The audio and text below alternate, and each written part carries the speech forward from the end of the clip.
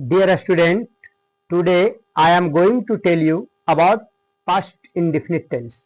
इसके पहले मैंने वीडियो 4 तक में आपको प्रेजेंट टेंस के चारों भेद को बताया। आज मैं टेंस के पार्ट 5 वीडियो में पास्ट इंडिफिनिट टेंस बताने जा रहा हूं। इसे सिंपल पास्ट भी कहा जाता है। पास्ट इंडिफिनिट टेंस ये बताता है कि इस टेंस में कोई कार्य सामान्य रूप से होता था। इसके एक्वेंटेंस पहचान है वाक्य के हिंदी क्रिया के अंत में ता था, ती थी, ते थे अथवा या आ, ई, ए ये सब लगे रहते हैं। इसके रूल ऑफ ट्रांसलेशन बिल्कुल इजी हैं। टेंस के 12 भेद में सबसे इजी इसका रूल है subject plus V2 plus object. Negative rule है subject plus did not plus V1 plus object और इंट्रोगेटिव रूल है प्रिय छात्रों did plus subject plus V1 plus object. मतलब पास्ट इंडिफिनिट के अफर्मेटिव में वर्ब का सेकंड फॉर्म रहेगा और निगेटिव इंट्रोगेटिव जैसे ही आप करोगे तो उसमें वर्ब अपने फर्स्ट फॉर्म में लौट आएगा। इसलिए मैंने V1 लिखा है। WH question plus did plus subject plus V1 plus object. अब आइए मैं आपको ट्रांसलेट करना सिखाता हूं। फर्स्ट है वह कहानी लिखता था। बताओ आप वाक्य के हिंदी क्रिया के अंत में क्या लगे हैं? ता था। इससे आप पहचानोगे वाक्य किस टेंस का है? Past indefinite. अब देखो उसने कहानी लिखा।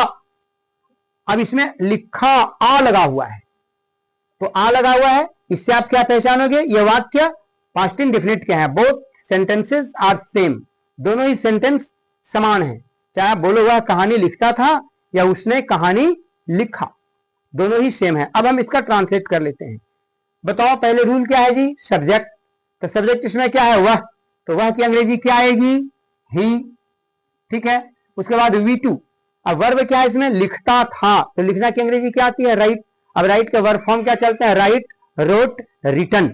अब हम यहां राइट का V2 लिखेंगे रोट, WROTE।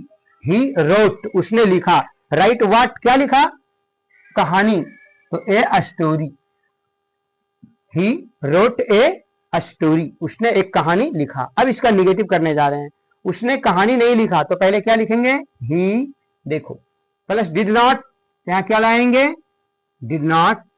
उसके बाद V1। अब रोट का V1 क्या हो जाएगा? Right. Did he right a story. ये हो गया इसका निगेटिव। क्या?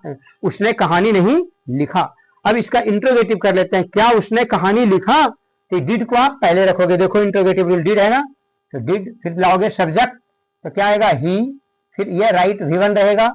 Did he right a story. क्या उसने कहानी लिखा? अब देखो निगेटिव इंट्रोगेटिव में V1 आ गया और अफर्मेटिव में V2 रहा। अब WH क्वेश्चन इसका देखते हैं। वह कहां पढ़ता था? देखो सेंटेंस के बीच में कहां आ गया? यह WH क्वेश्चन हुआ। तो सबसे पहले हम इसी की अंग्रेजी लिखेंगे। कहां की? वेयर। देख रहे हो WH क्वेश्चन डाल दिया। उसके बाद क्या रूल में है जी? डिड। तो वेयर के बाद क्या लाओगे आप? डिड। फिर सब्जेक्ट लाओगे तो सब्जेक्ट क्या है? वह। तो इसकी अंग्रेजी डालोगे ही। और पढ़ता था, यह वर्ब है ना, तो हो जाएगा read. Where did he read. Last में क्वेश्चन मार्क लगाएंगे। किसी भी इंट्रोगेटिव सेंटेंस में लास्ट में नोट ऑफ इंट्रोगेशन ही आता है। तुमने क्या लिखा? This is also WH question. यह भी WH क्वेश्चन है। इसमें क्वेश्चन वर्ड है क्या। तो क्या की अंग्रेजी लिखेंगे पहले आप? व्हाट। फिर वर्ब आएगा क्या? देखो WH क्वेश्चन डाल दिया मैंने। उसके बाद रूल में क्या है? डिड। क्या लिखोगे आप? डिड। What did. फिर सब्जेक्ट लाओगे तुमने, तो इसकी अंग्रेजी क्या आएगी? यू। What did you. और वर्ब क्या है? राइट, लिखा। डियर स्टूडेंट्स, आपने देखा कि मैं ये दोनों WH क्वेश्चन में भी V1 लाया, यहां सिंपल इंट्रोगेटिव में भी मैंने V1 लाया, निगेटिव में भी V1 लाया। बस यही पास्ट इंडिफिनिट में आपको याद रखना है। यही पास्ट इंडिफिनिट का कॉन्सेप्ट है कि अफर्मेटिव में V2 और निगेटिव इंट्रोगेटिव में V1 का यूज होगा।